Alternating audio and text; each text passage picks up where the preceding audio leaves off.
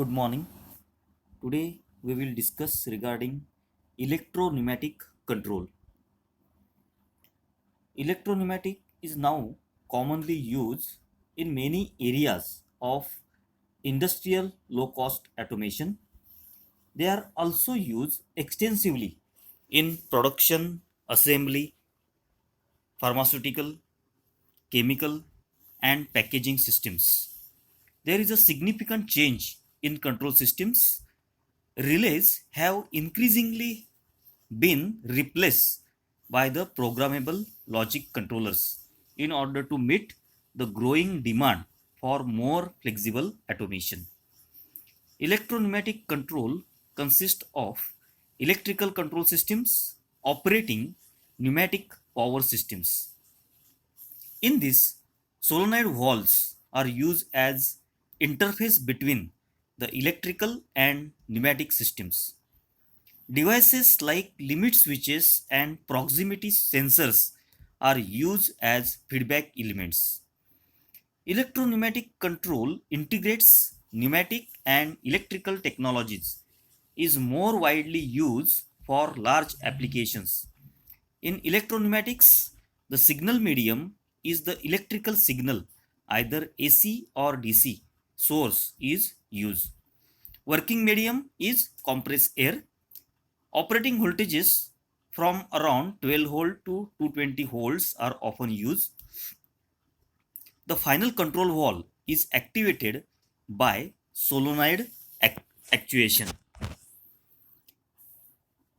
So in this, solenoid valves are used as interface between the electrical and pneumatic systems.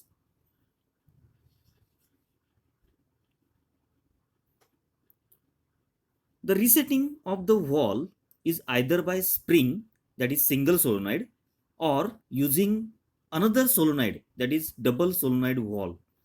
More often, the valve actuation or reset is achieved by pilot assisted solenoid actuation to reduce the size and cost of the valve. Control of electro-pneumatic system is carried out either using combination of relays and contactors or with the help of PLC. A relay is often used to convert signal input from sensors and switches to number of output signals, either normally closed or normally open. Signal processing can be easily achieved using relay and contactor combinations. A programmable logic controller can be conveniently used to obtain the outputs as per the required logic, time delay, and sequential operation.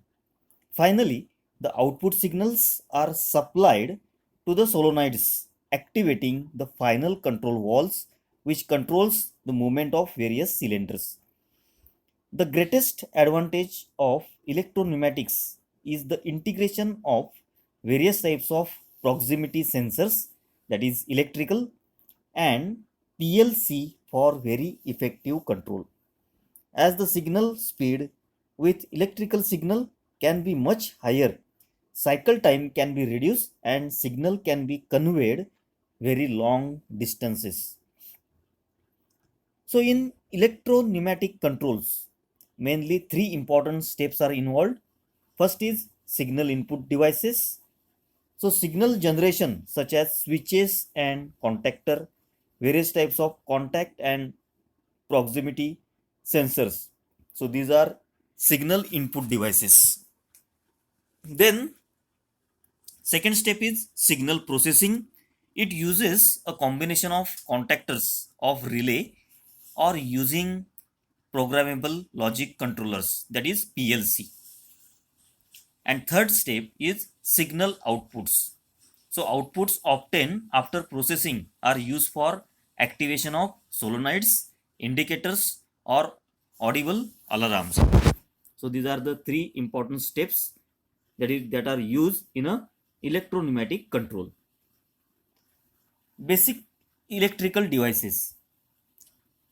So commonly used electrical devices are: first is manually actuated push button switches, then limit switches, third pressure switches, fourth solenoids, fifth relays, six timers, seven temperature switches, and other devices also used in electro-pneumatics are proximity sensors and electric counters.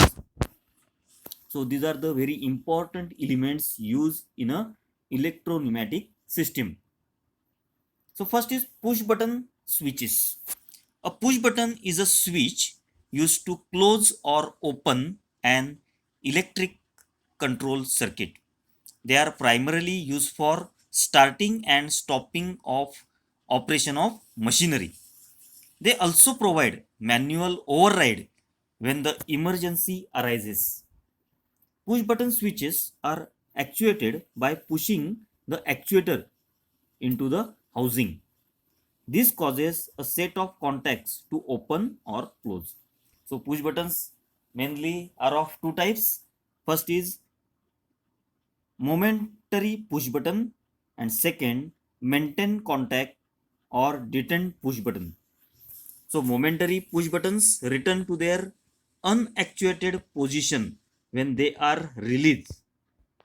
Maintain or mechanically latch push buttons has a latching mechanism to hold it in a selected position.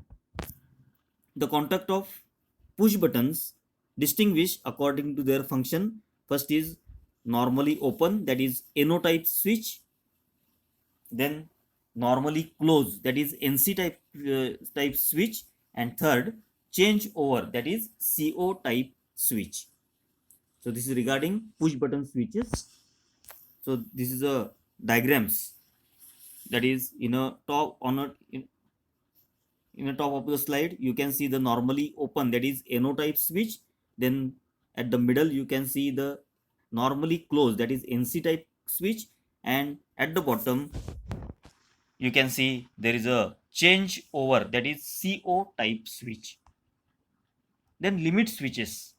Any switch that is actuated due to the position of a fluid power component, usually a piston rod or hydraulic motor shaft, or the position of load, is termed as a limit switch.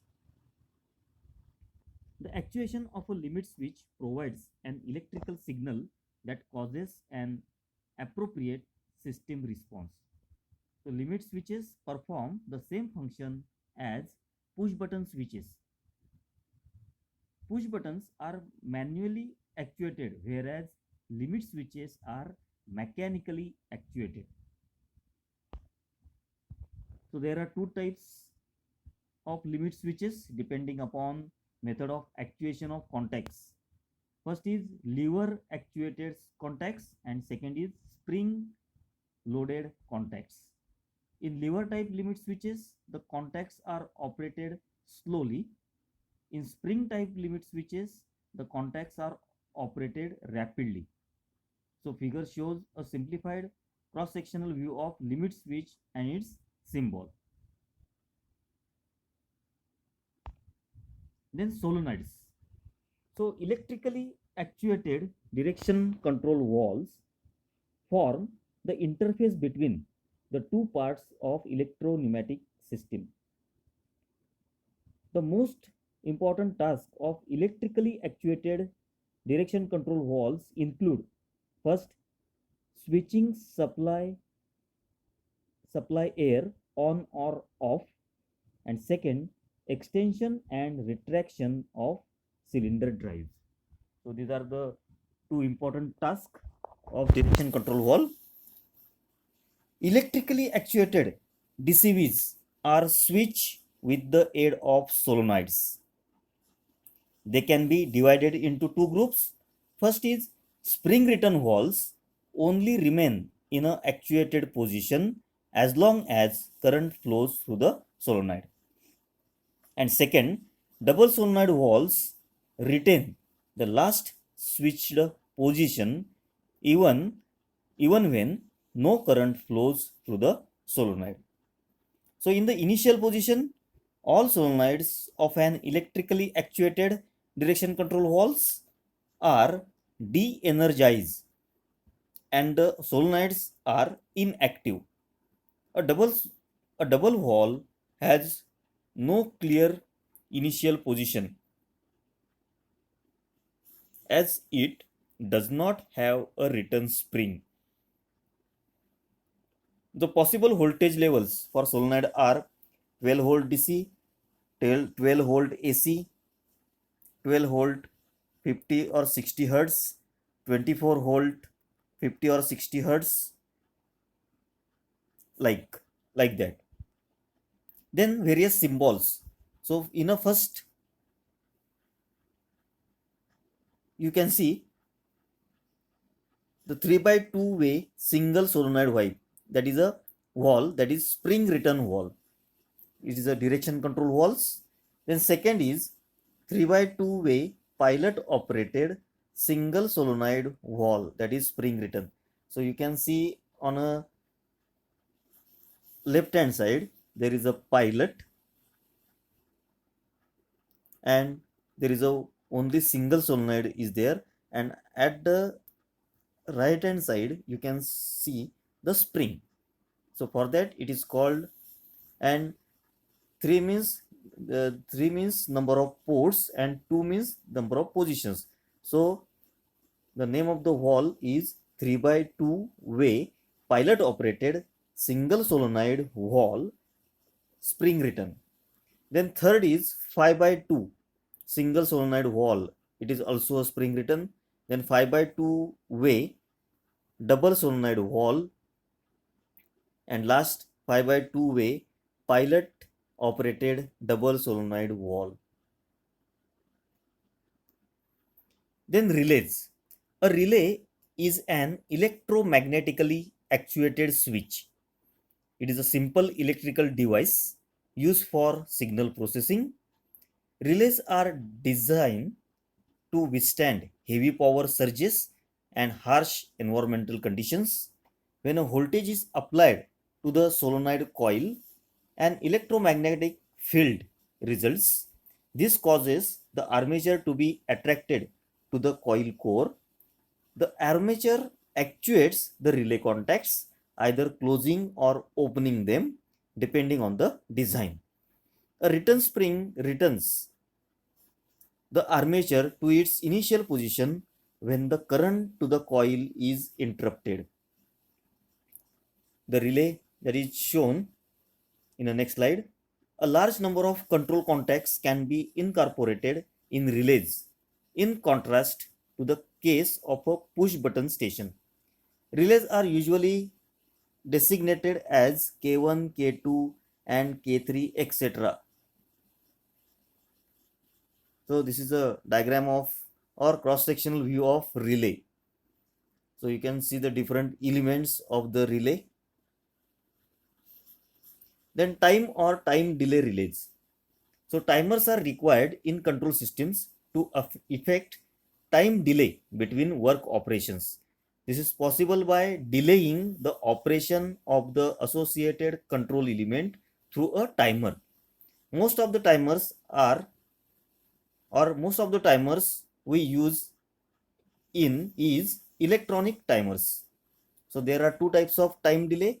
First, pull in delay, that is on delay timer, and second, drop out delay, that is off delay timer. So in on delay timer, that is shown in a figure in the next slide. When push button is pressed on, the capacitor C is charged through potentiometer R1 as diode D is reverse bias. The time taken to charge the capacitor depends on the resistance of the potentiometer R1 and the capacitance of the capacitor. In the off delay timer, the contacts are operated without any delay when the push button is pressed on. The contacts return to the normal position after the set delay when the push button is released off. Then electronic sensors. So inductive, optical and capacitive proximity switches are electronic sensors. They normally have three electrical contacts, one contact for supply voltage, other for ground, and third for output signal. In these sensors, no movable contact is switched. Instead, the output is either electrically connected to supply voltage or to ground. So there are two types of electronic sensors with regard to the polarity of output voltage. So there are two types, positive switching sensors and negative switching sensors. Then inductive sensors. So inductive sensor use currents induced by magnetic field to detect the nearby metal objects. The inductive sensor uses a coil or inductor to generate a high frequency magnetic field. If there is a metal object near the changing magnetic field, current will flow in the object. This results current flow setups a new magnetic field that opposes the original magnetic field. The net effect is that it changes the inductance of the coil in the inductive sensor. By measuring the inductance, the sensor can determine when a metal have been brought nearby. So these sensors will detect any metals. When detecting multiple types of metal, multiple sensors are used. So this is a inductive sensor. So it detects the nearby metal. Then electric counters. An electric counter consists of coil, associated circuits and contacts, a reset coil, manual reset, release button and display window. So there are two types of counters, up counters and down counters. So up counters, an up counter counts electrical signal upwards from 0 and down counter counts electrical signal downwards from preset value.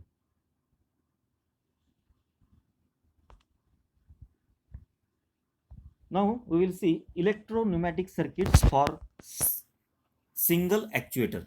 So control of single cylinder using electro-pneumatics. So you can see the diagram. It is a direct control of single cylinder, single acting cylinder. You can see in the first diagram, you will see the position when cylinder is extended, and on the right hand side the diagram indicates the position when cylinder is retracted. So you can see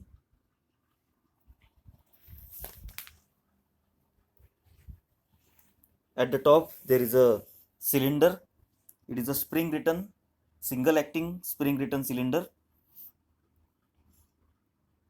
You can see the direction control valve.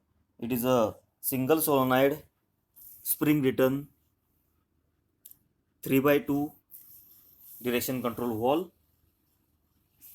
and the compressor unit, that you can see all the elements that are required in a pneumatic system. Now regarding the forward stroke, the circuit is closed when push button PB closes. You can see the electrical circuit at the bottom of each diagram. So push button, it is closed. A magnetic field is produced in the coil Y. So coil Y in the diagram, the coil Y, that is indicated by number 12. So that is a coil 12. Instead of Y, it is coil 12. So magnetic field is produced in a coil 12. The armature in the coil opens the passage for the compressed air. So the first position of the direction control valve, it is activated. That is a straight flow. So the air or the pressure port, it is connected to the working port A, or 1, it is connected to 2. The compressed air flows from 1 to 2 of the 3x2 DCV to cylinder, which travels to the final forward stroke. Then you can see the return stroke. When the push button PB is released, the circuit is interrupted. The magnetic field at coil 1-2 collapses. The 3x2 way wall switches back to its original position. So you can see it is switched to the next position. So 2, working port 2, it is connected to 3, that is the exhaust port. The compressed air in the cylinder then exhausts through port 3 of the DCV, and the cylinder travel to the final rear position, that is a return stroke. Then indirect control of single acting cylinder. So this is the indirect, using the relays. That will be the indirect control. So you can see the forward stroke. The circuit is closed when push button PB closes. Closing of push button PB energizes the relay K1. Now see, in the first diagram you can see the push button switch, then the relay coil in a first vertical line, and in a second vertical line there is a relay switch K1 and solenoid Y. These all elements that are connected in between 24 volt supply and the ground, that is 0 volt. So the coil Y energizes via normally open contact K1, that is indirect energizing. The magnetic field is produced in armature of coil Y, opens the passage for the compressed air. The compressed air flows from 1 to 2. You can see in a top diagram on the left hand side. So 1 to 2 it is connected, and it results the forward stroke of the cylinder. Then return stroke, when push button PB is released, the circuit is interrupted. Opening of push button PB de-energizes a relay K1. So you can see there is a de-energizes relay K1. The magnetic field at coil Y is collapses due to opening of contact K1. So there is a de-energization of Y, solenoid Y, due to opening of the contact or the relay contact or relay switch K1. So the 3x2 way wall switches back to its original position. The compressed air in the cylinder then exhausts through the port 3, and cylinder travels to the final rear position. Then direct control of double acting cylinder. So you can see for the double acting cylinder, it is a direct control, means it is without relay or relay switches. By using the push button, you will get the forward stroke as well as return stroke, and it is for double acting cylinder. So double acting cylinder is controlled by 5x2 way wall. When the push button PB is pressed, the coil Y is energized, and the direction control valve is activated by compressed air via pilot control. The piston travels to the final forward position, that is 1 it is connected to 4 and 2 it is connected to 3. You will get the forward stroke. Then for the return stroke, the solenoid Y, that is get de-energized, and the direction control valve, it comes to the original position, that is 5 is connected to 2, and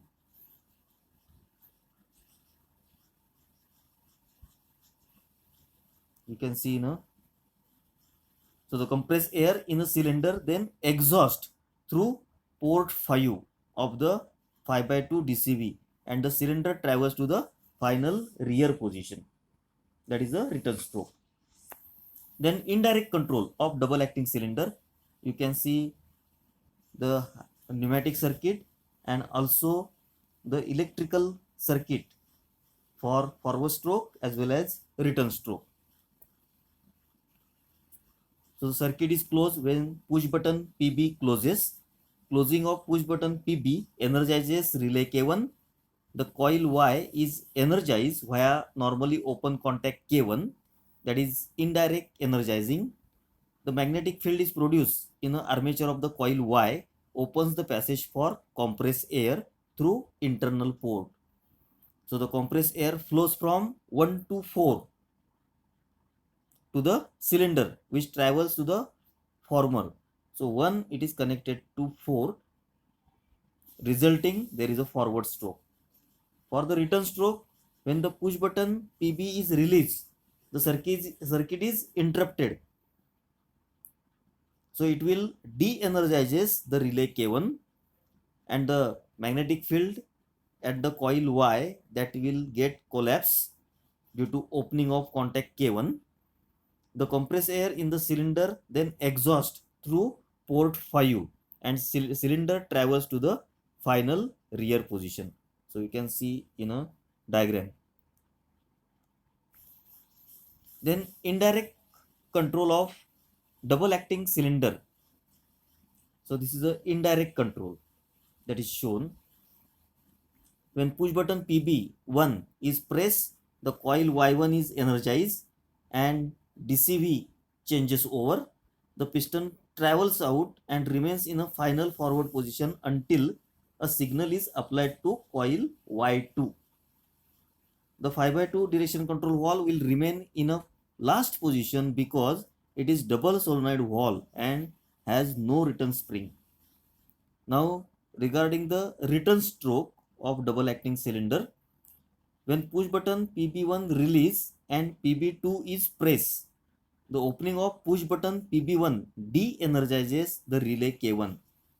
The magnetic field at coil Y1 is collapsed due to opening of contact K1. Now closing of PB2 energizes Y2 and piston returns to its original position.